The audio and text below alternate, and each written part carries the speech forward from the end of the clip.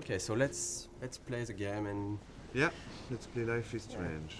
So this is the very beginning of the game. I think this is one of the very difficult sequence of the beginning of the production because this is the first time the player will see what the game looks like and will be inside the story. So we got a lot of discussion about this one and a lot of discussion about the shots, how we are going to present Mac's character. The important, as this is a video game, is the player to know where he has to go and the objective of each scene.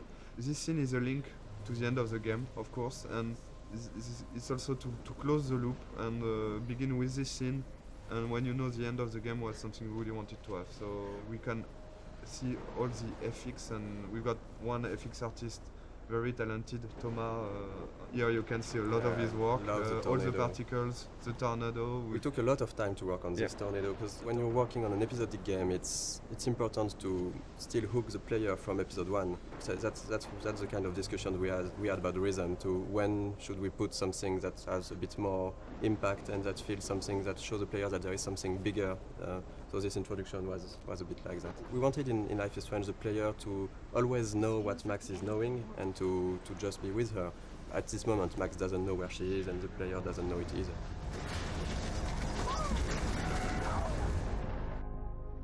We're back to the high school, and which is one of the most important settings of the game, of course, the high school setting and the Blackwell Academy. High school is something where the player will feel comfortable because he knows it, but the transition from the cliff to there is the twist of having something really different, and that should hook the player to say, oh, it's not just a teen story, there is more to it. And then, of course, we can go much over than that and twist it and change the characters. But it was an interesting starting point creatively. This kind of introduction is really important because in one sequence with some shots you have to discover all the different characters, the main ones, so you will see of course Jefferson, Kate and Victoria. And it was quite hard to decide between not showing too much, to not break the idea of the game, to not be too big compared to what the game would be after. There is a lot of themes of big ideas on the game, and of course photography is one of it, because photography is still a way to look back to the past. It's linked to the theme of rewind and time manipulation and nostalgia, and that's one of the reasons why Max came back to Arcadia Bay to attend this photography class. I think for the player to be like Max back in this town when she don't know everyone, but you've got to respect the schedule. It's really, as a player, something great to discover. Also, the lighting was really important in this scene to break the cliff ambience by this sunny atmosphere and all this light coming from the windows. And maybe we decided to have a private high school rather than just a regular high school for the photography course. But it was also to be able to have less students because we wanted the story to be a bit more intimate. We didn't want it to be like this huge high school with so many students. But based on what the player is doing, you can really learn more about them and see that they're actually not just the stereotype and the archetype you would think they are. This is still a perfect example of how episodic is hard, because if you look closely at this poster, there is a mistake on it. It says that the exhibition takes place in the De Young Museum of Art, when actually it's not that. In episode 5, it's the Zeitgeist Gallery. We have a really great community, so thank you guys.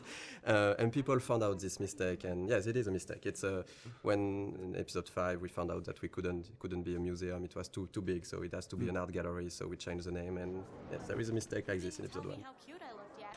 I was about to. Welcome to the real world.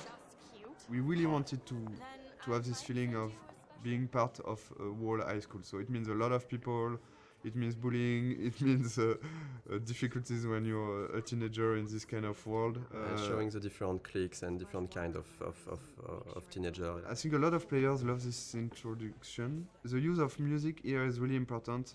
As Max feels insecure in this atmosphere, we wanted her to isolate, and the music is a great way of isolate yourself when you just want to be on your own. And so since the beginning of the game, we were working with licensed tracks, licensed music. We test when we testing and prototype some scenes. We put some licensed tracks from artists we love. Sin Matters one of them. And when we ask Jonathan Morali, who is the lead of Sin Matters, if it's possible to use his music, he's a gamer, so it was really happy to have this new experience, and for us it's just incredible to work with him. And this quite of editing is really difficult to do, because you have to choose the important moment in a song and to choose the right images.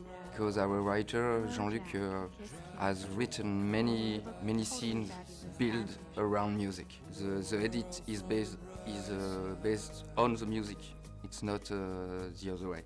The music is really important in the game. It explains a lot about the characters, because the choice of the music, the choice of the artist means a lot. For example, Chloe won't listen to the same artist as Max. For the anecdote, for this guitar part, we asked the lead singer of Sin Matters to take his guitar and to play on top of Gonzalez's song in a clumsy way, to be sure that it would be like Max playing guitar.